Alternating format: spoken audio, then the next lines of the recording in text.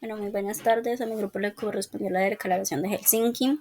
Esta declaración es un conjunto de principios éticos que guían la investigación médica con seres humanos. Es un documento internacional desarrollado en 1964. Desde entonces ha sido revisado, actualizado varias veces, siendo la versión de 2024 la más reciente. ¿Por qué surge la normativa? Esta normativa surge por las violaciones éticas y de derechos humanos que se desarrollaron en muchas partes de la historia moderna, en especial después de la Segunda Guerra Mundial. Se basan en principios establecidos en el Código de Nuremberg en 1947, como por ejemplo en un estudio realizado entre 1932 y 1972 en Alabama, Estados Unidos, donde se observó la progresión de la sífilis de hombres afroamericanos, sin tratarlos incluso después de que la penicilina se convirtiera en el tratamiento estándar. Aquí se violaron los principios éticos fundamentales como el consentimiento informado y los derechos al recibir tratamiento adecuado. En los experimentos de los nazis, se llevaron a cabo experimentos médicos inhumanos en prisioneros de campo de concentración. Estos experimentos realizados sin consentimiento incluían pruebas de resistencia fría, el frío extremo, estudios genéticos en gemelos y procedimientos quirúrgicos sin anestesia. Muchos resultaron en la muerte o en discapacidades permanentes. El objetivo de esta declaración es garantizar la investigación médica que se realice bajo estándares éticos elevados, protegiendo la dignidad, derechos y bienestar de los participantes. Entonces tenemos que en 1947 el Código de Nuremberg. Tras los juicios de Nuremberg se establecen principios éticos para la investigación médica como el consentimiento voluntario y la minimización de riesgos, aunque no abarca completamente la regulación en la materia. Y en 1953 la creación de los lineamientos para la Asociación Médica Mundial. Esto reconoce la necesidad de una guía ética específica y comienza a desarrollar una declaración internacional. Tenemos en 1964 que fue cuando salió la declaración de Helsinki, que se adopta la primera versión con principios fundamentales como la prioridad del bienestar del paciente. En 1975, que es la primera revisión que fue en Tokio y en Japón, se introduce la obligación de un comité de ética independiente y un protocolo detallado en los estudios clínicos. La revisión de Venecia, Italia, que se amplían los requisitos sobre la información que deben recibir los participantes y su derecho a retirarse en cualquier momento. Como tal, acá las personas se les informan sobre, o sea, se les dice que lo que se va a hacer, los participantes se pueden retirar en cualquier momento si ellos lo desean. En la tercera declaración, que es la revisión de Hong Kong, China, que es en 1989, se introdujo cambios importantes en la ética en la investigación médica y esta revisión se reforzaron la protección para la población vulnerable y se enfatizó en la reducción de riesgos en estudios clínicos como tal en la tercera revisión. Como tal, tenemos la cuarta revisión, que esta fue en Somersworth de Sudáfrica, que fue en el año 1996. En esta revisión de la Declaración de Helsinki reforzó la protección de los participantes vulnerables, destacó como la importancia del consentimiento informado y mejoró los estándares éticos de investigación médica. Acá como tal fue el consentimiento informado a esas personas si querían pertenecer al estudio o no, pero se fueron informados como tal. Acá llegamos a la quinta revisión, que esta se realizó en Edimburgo, Escocia. En el 2000 marcó como un hito muy importante en la ética de la investigación. Esta revisión se estableció con obligación del registro como público de los ensayos clínicos y se introdujeron medidas para garantizar la compensación por los daños a los participantes e implementaron como restricciones para estrictas en el uso de los placebos y especialmente en enfermedades graves. Entonces, como tal, acá fue como indemnizada las personas que como que sufrieron daños, fueron como recompensadas como tal al exigir como su participación. Como cual, tenemos la sexta revisión, que fue en Corea del Sur en el 2008. Esta revisión de la Declaración de Helsinki destacó como la transparencia en los ensayos clínicos y reforzó la protección de los participantes, especialmente en los países en desarrollo. Y, o sea, fueron requisitos como muy estrictos y los ensayos fueron más confiables como tal para esas personas. En el 2013 hacen la séptima revisión y fue en Fortaleza, Brasil, lo cual esta revisión se reforzaron las condiciones para el uso de placebos, especialmente en enfermedades graves, y se subrayó como la importancia de garantizar que los participantes de los estudios clínicos tengan acceso al tratamiento probado después de la investigación. O sea, después de que se haga esta investigación, ellos pueden adquirir su tratamiento como tal. Eh, Tenemos el 2014, el aniversario de la Declaración de Helsinki, los 50 años como tal. La declaración resultó como un impacto ético en la investigación médica, su importancia en la situación como en el brote del ébola y el uso de las intervenciones no probadas. Esto de la evolución de la ética fue demasiado y la investigación médica pues avanzó súper en este aniversario, lo cual sacaron un libro. En el 2016 la declaración de Taiwán se adoptó como el lineamiento sobre el uso ético de bases de datos y biobancos, y se destacó la privacidad y el acontecimiento informado de esta declaración.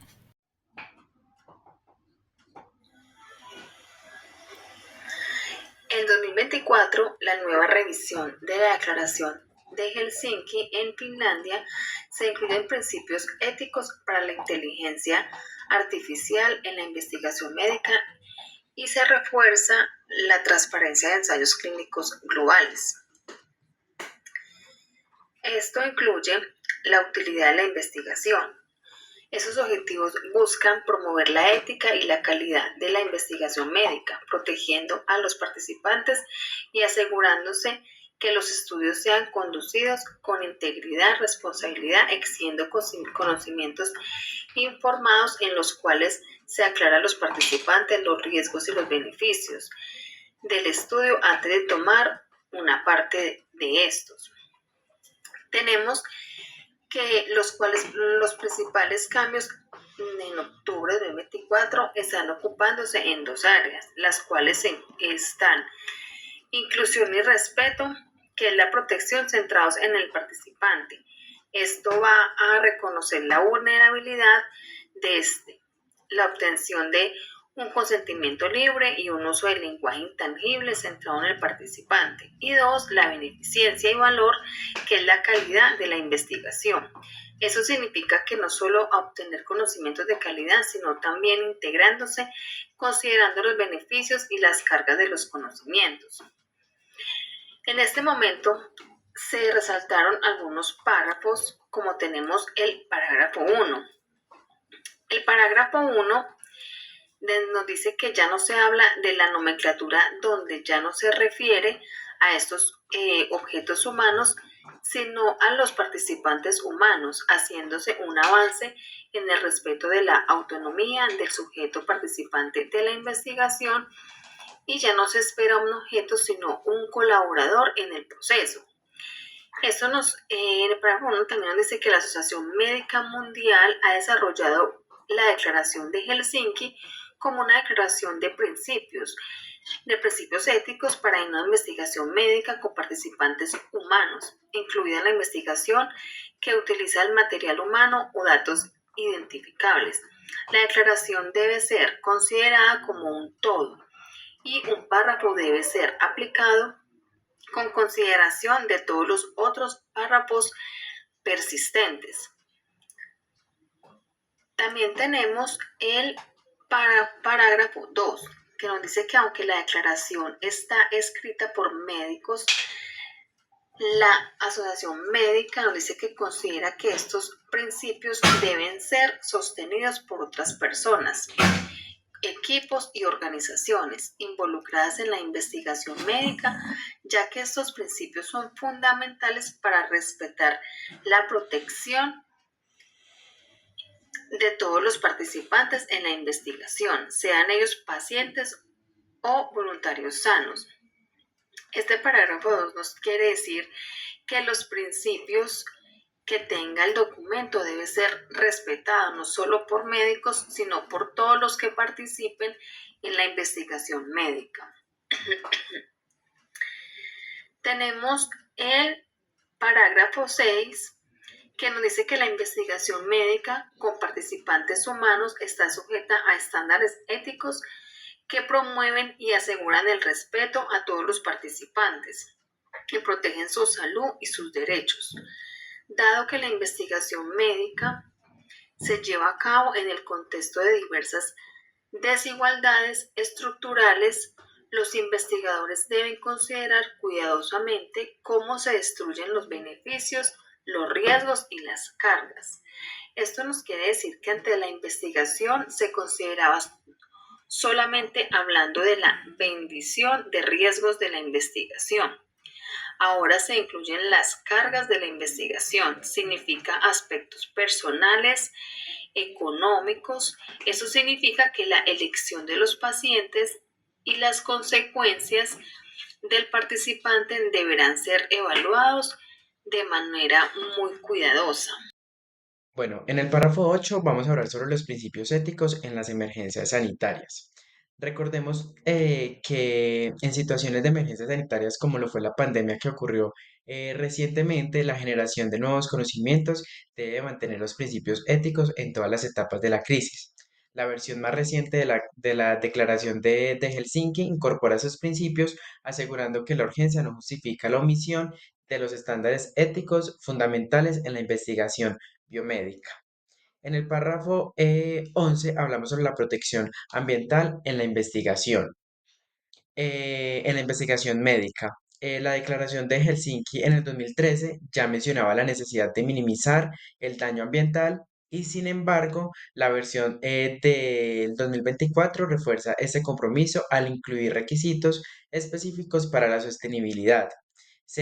Enfatiza la necesidad de reducir el impacto ambiental en la investigación, considerando así la generación de residuos biológicos, el uso de materiales como el látex, el consumo energético, con el objetivo de promover prácticas científicas más sostenibles. Cuando hablamos de la integridad científica, hablamos de nuevos desafíos. Esto que dice que se enfrenta a nuevos retos como el plagio, la duplicación de datos y el uso indebido de la inteligencia artificial en la investigación. La versión actualizada declara que Helsinki enfatiza la necesidad de mantener la ética y la transparencia en el proceso científico, evitando así conductas inapropiadas que puedan comprometer la credibilidad del investigador. Y ya en el último párrafo, que sería el párrafo 19, que habla sobre la vulnerabilidad como concepto dinámico, se dice pues que anteriormente la vulnerabilidad en investigación se consideraba un factor fijo, pero ahora se entiende como un concepto dinámico. Un ejemplo en la literatura, que es la vulnerabilidad que puede surgir en el contexto del uso de la inmunidad de rebaño en las poblaciones de riesgo. En estos casos es fundamental analizar los grupos de vulnerabilidad para evitar su exclusión y prevenir daños reiterados en la comunidad. En el parágrafo 21 nos habla sobre la solidez y la rigurosidad científica, en donde los conocimientos deben ser confiables. Es los que debemos siempre tener en cuenta cuando vamos a ser partícipes a estos participantes humanos, que la información que se les brinde debe de ser veraz, con otras fuentes relevantes de la información y experimentos adecuados de laboratorio o con algún tipo de animal. según corresponda y se debe utilizar y respetar el bienestar de los animales también utilizados para esta investigación. Tenemos en el parágrafo 22 que está relacionado con los requisitos que deben de estar incluidos en los protocolos de investigación y no solamente debemos de incluir el financiamiento de los conflictos o de esos intereses, sino también los métodos científicos y los potenciales riesgos y estas cargas de disposiciones para la confidencialidad y la calidad de la investigación. En uno de los parágrafos que más cambia durante todas las revisiones en años anteriores, en la declaración de Helsinki, es el comité de ética. Es uno de los que más están relacionados con las diferencias de otras versiones y habla más que los comités de ética no deben de ser solamente transparentes e independientes en su financiamiento, sino también deben de tener autoridad para evitar influencias indebidas con el investigador o los patrocinadores de la misma investigación u otros agentes. También nos habla de esos requerimientos del comité de ética que deben de tener en cuenta para estar autorizados y tener facilidades en la infraestructura, tanto en la educación de los miembros, que verifiquen los componentes que garanticen la misma composición para que puedan evaluar una investigación en curso. Donde estas partes, que son las partes éticas y legales, deben de conocer en qué país van a trabajar o empezar su investigación. También podemos observar en años anteriores, como en el 2013, en los códigos de Helsinki, se reconoce a los comités de ética solamente con una capacidad para evaluar los protocolos de investigación, los cuales se aplican para su aprobación teniendo en cuenta el derecho a retirarle su aprobación o suspender la investigación. Aún así, esta está en curso y si necesita monitoreo, tiene que presentar toda la información a ese comité de ética, la cual va a ser evaluada. En el parágrafo siguiente nos habla sobre el consentimiento informado.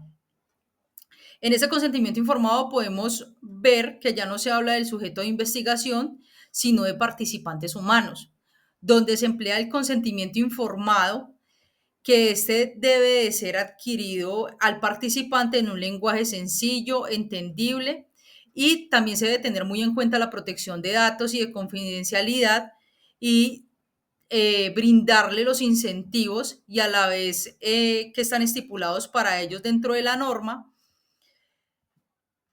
Y también tenemos que hacerle entender al participante los daños que se pueden causar y también los incentivos que puede recibir en esa participación, como seguros o compensaciones dictado por la Declaración de Helsinki. A esos participantes humanos se les deberá comunicar libremente se les deberá comunicar libremente con esos responsables de la investigación en la actualización del 2023 de la INS, los cuales incluyen que la información debe de ser amplia, no solo del investigador, sino del comité de ética, para que los participantes puedan comunicarse sin ningún problema. Las novedades entre este consentimiento informado en esta nueva revisión, podemos observar que el consentimiento informado deberá de ser de manera electrónica, el cual quedará estipulado en esas bases de datos. En el parágrafo 32, que también fue modificado, hay una novedad que no está en el anterior del consentimiento informado, ya no es solo ya no es solamente firmado por un médico, sino por cualquier persona del staff que esté calificada para conducir el consentimiento informado y los datos de segundo uso como material biológico que deberá de ser recolectada y cuya información para que pueda ser estudiada. No debe de ser desechada en ningún momento. Tenemos ya como culminación las referencias bibliográficas de nuestro trabajo y muchas gracias.